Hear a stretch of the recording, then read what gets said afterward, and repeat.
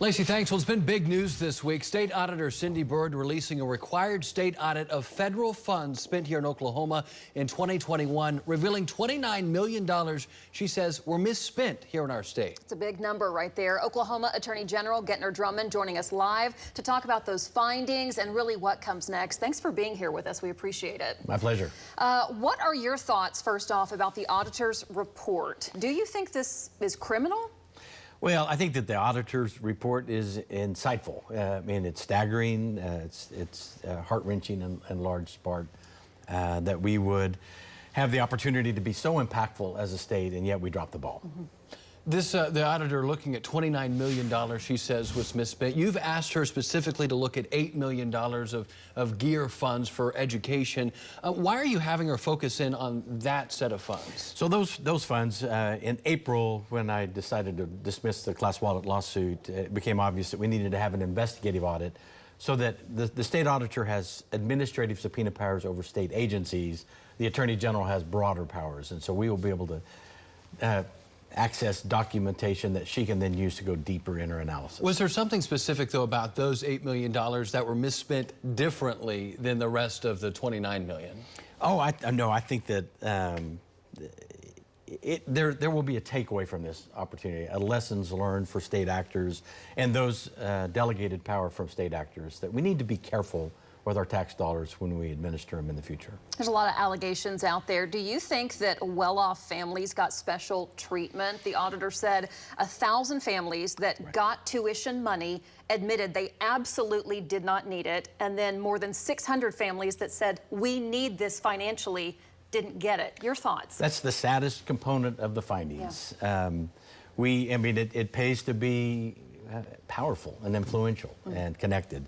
And in this instance, I think that we'll see this echo through these young people's lives for years to come, that they did not get the opportunity to be benefited by these dollars that were designated specifically for them. What do you think the root of this is? Is it mismanagement of funds, just lack of oversight, or do you think some of this maybe was intentional? Oh, I don't want to be that broad. I mean, it's an ongoing investigation, and we'll get to the end of it by this fall. I do think that we just empowered people that didn't have the qualifications or skill or knowledge to administer the monies. People at what level? Those that were delegated down from the governor. We have an administration. We have an agency under the Joy Hoffmeister regime that really knew how to manage federal dollars well and account for them and be laser focused with how they should be deployed. We didn't use the Department of Education. We instead outsourced it to a third party.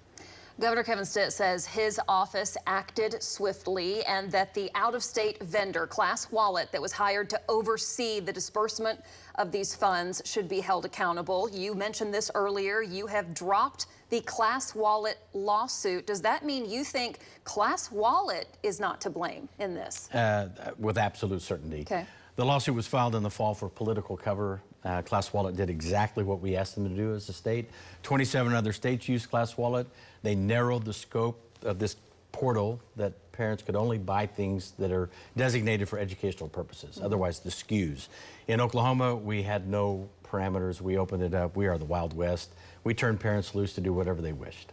How did we get to this point at state government where it seems like any time the state is spending money, something goes wrong somewhere?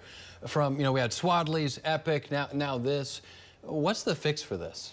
Oh, I think that we just need to have qualified, responsible people in charge of state monies and federal monies and do the right thing. What happens next? Where do we go from here? So we've initiated the investigative audit back in April. Much of that is released in the audit by Auditor Byrd. But now we need to go deeper and be able to gather documents from outside state agencies, third parties, through which the Attorney General's office can then use subpoena power and also search warrants to get the documentation she needs to complete it so that we can then view from a culpability perspective were there criminal acts or just absolute malfeasance. Could the result of this audit, investigative audit, be criminal charges? Well, certainly. I think it would be too early to judge that, Sure. But that's one of the opportunities that we'll be looking at. Do you think any of this money will be clawed back, will be taken back, recollected because we didn't do it correctly? I don't envision that the state or the federal government will go take money from parents.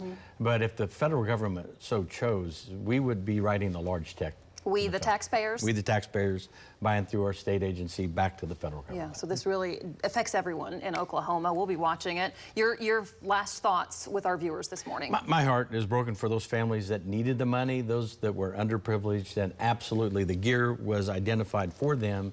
They did not get those dollars, and that's the biggest takeaway for me. Thank you for joining us live. We appreciate it. Thanks for your time.